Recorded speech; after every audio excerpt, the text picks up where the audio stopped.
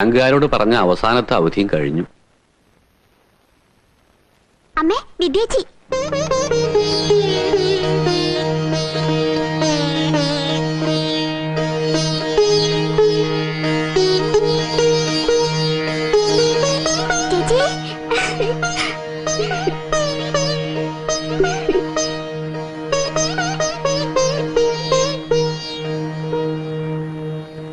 ആയസ ഞങ്ങളിപ്പോ നിന്റെ കാര്യം പറഞ്ഞിരിക്കായിരുന്നു. ജീവിച്ച് കൊതി തീരാത്തവർക്കല്ലേ ദീർഘായുസ് വേണ്ടത്. ജീവിതം അടുത്തവർക്ക് എന്തിനാ ദീർഘായുസ്?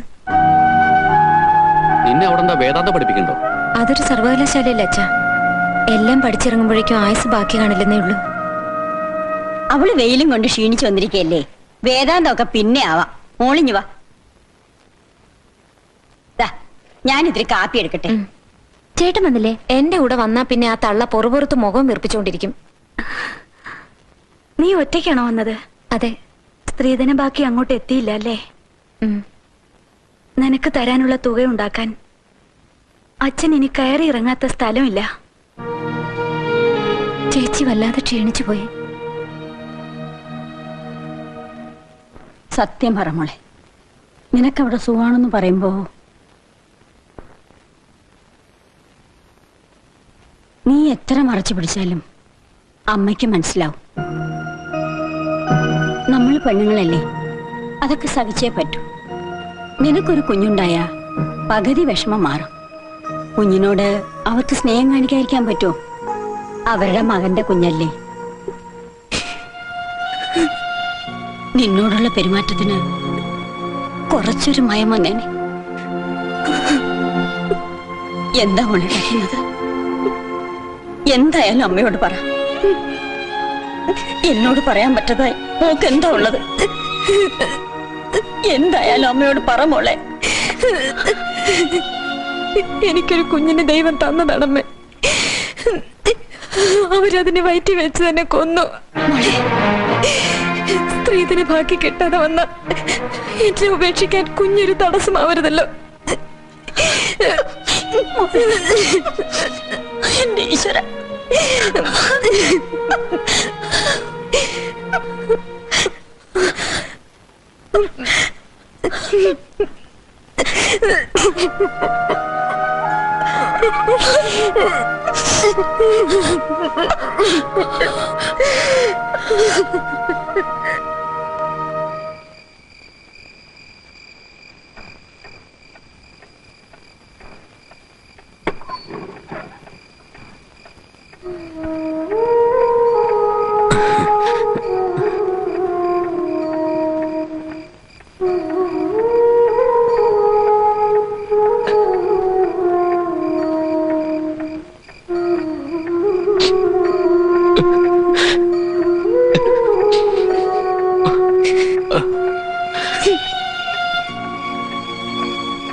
അച്ഛനോട് ക്ഷമിക്കുമോളെ.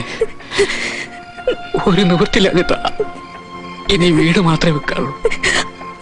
അതും കൂടി വിറ്റാ പിന്നെ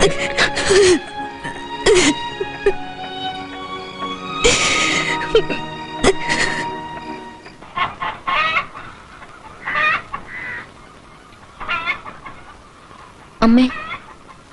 എന്താ മോളെ? ഇത്ര കാലത്ത് എഴുന്നേറ്റ് അച്ഛൻ എങ്ങോട്ടാ അമ്മേ പോയത്? അത്യാവശ്യമായിട്ട് ഒരാളെ കാണാൻ പോയതാ. നിന്റെ കാര്യത്തിന് വന്നിട്ട് വേണം ജോലിക്ക് പോവാൻ.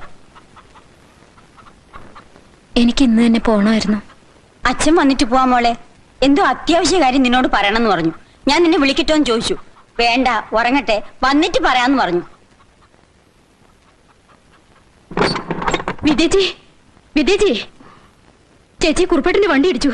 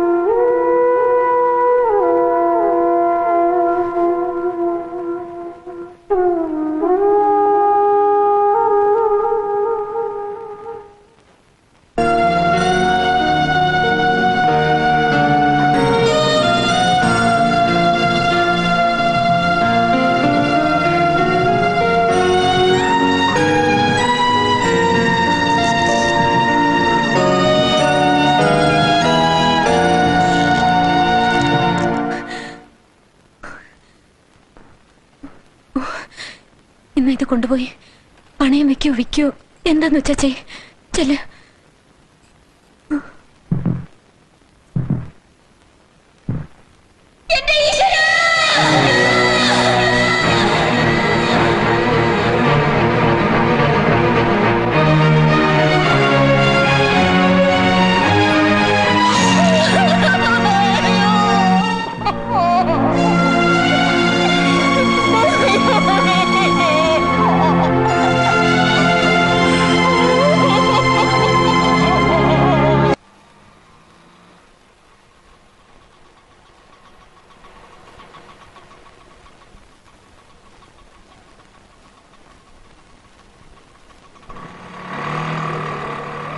അമ്മായി ഇപ്പം മരിച്ചെന്നും പറഞ്ഞേ നീ ഇങ്ങനെ പെമ്പർന്നത്തോടെ പുറകെ നടന്നോടാ. കിട്ടാനുള്ള രൂപ ഇനി ആരോട് ചോദിക്കും? ഇതാ ഞാൻ പറഞ്ഞത്, ശ്രീധന ബാക്കി എത്രയും നേരത്തെ വാങ്ങിച്ചോണമെന്ന്.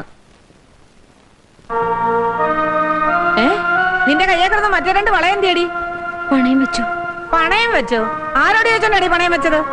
ഹോസ്പിറ്റലിൽ പണത്തിന് ആവശ്യം വന്നപ്പോ പണയം വെക്കേണ്ടി വന്നു.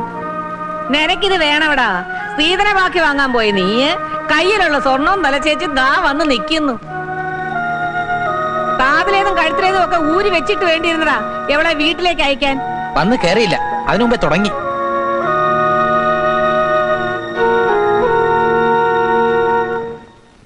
പ്രദീപേ, നിനക്ക് ചിട്ടിയിട്ട് 25,000 രൂപ എന്തിയെ? അത് ഞാൻ ബാങ്കിലിട്ടിരിക്കുക. നിന്റെ കല്യാണത്തിന് വേണ്ടി കടം വാങ്ങിയ 10,000 രൂപ ഇതുവരെ കൊടുത്തു തീർത്തിട്ടില്ല. മാസം തോറും 500 രൂപ വെച്ച് അതിന് പലിശ കൊടുത്തോണ്ടിരിക്കുക. പിന്നെ വീട് നന്നാക്കാൻ വേണ്ടി എടുത്ത ലോൺ ഇതുവരെ കൊടുത്തു തീർത്തിട്ടില്ല. ഇതൊക്കെ ഞാൻ എങ്ങനെ കൊടുക്കാനാ? ആ കാശ് കൊടുത്ത് ഞാനൊരു ബൈക്ക് വാങ്ങാനിരിക്കുക. കടങ്ങൾ തീർത്തിട്ട് പോരെ ബൈക്കൊക്കെ വാങ്ങുന്നത്? കടങ്ങളൊക്കെ എങ്ങനെങ്കിലും പിന്നീട് വീട്ടാ. അവന്റെ ഒരാശയല്ലേ. വീട്ടിലൊരു വണ്ടിയുള്ളത് എപ്പോഴും നല്ലതാ.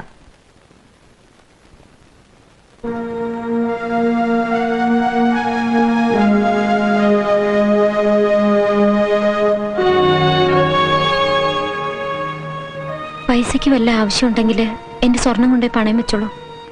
വേണ്ട.